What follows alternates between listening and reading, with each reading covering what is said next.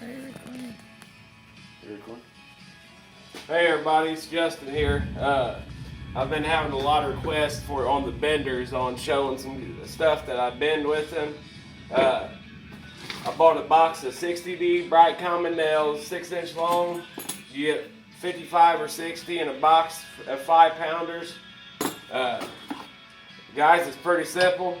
Slide it through about halfway on the bender, roughly halfway, and bend it on around, not quite to a 90 degree.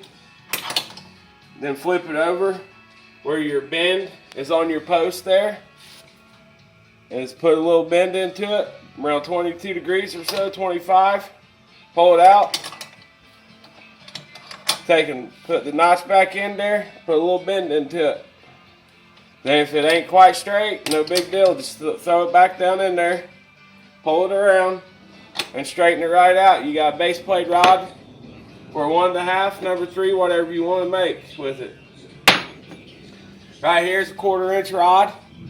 I cut it down to 6 inches to make a base plate. The 1/4-inch rod it's a little easier to bend than 60D nails are. Just stick it in there halfway. If you want to measure them.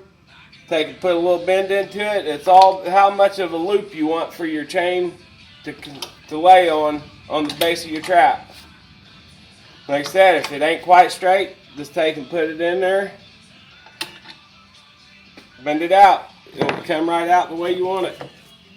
Once you play with bending stuff, guys, you'll have it figured out in no time. It takes a little playing around to get it where you want it. Here's the 60D common nail. I cut the head off of it. I'm going to put it in there halfway, and I'm going to bend it all the way around to make a Sterling style swivel. Alright, you can use the 1/4-inch rod, whatever you want. That one there, I didn't quite bend as tight as I want, so I'm going to close it up a little more. And sometimes if you get stuff too tight closed, you have to pull the nut off. If you're making a bunch of Sterling style swivels and you're putting them down on a 5/16 nut, you'll have to take the nut off while you're bending them closed. Then just cut your access off, put your nut inside there and weld it up.